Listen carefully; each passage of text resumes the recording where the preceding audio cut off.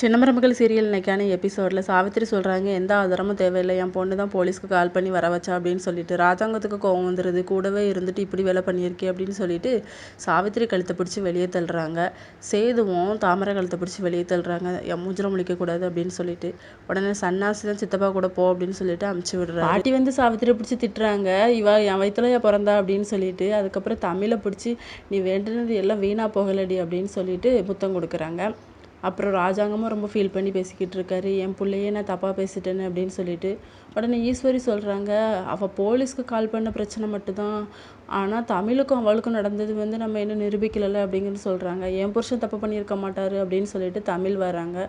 இல்லை கண்டிப்பாக பண்ணியிருக்க மாட்டார் அப்படின்னு சொல்லிட்டு. அப்போ ராஜாங்க சொல்கிறாங்க, ஒரு வருஷம் தான் உன் கூட இருந்தா, அவளுக்கே உன் ரொம்ப புரியுது, நான் போய் ஒன்று அடிச்சிட்டேனடா அப்படின்னு சொல்லிட்டு ஃபீல் பண்ணி அலறாங்க. அப்புறம் சேதுவை போய் ஹக் பண்ணிடுறாங்க.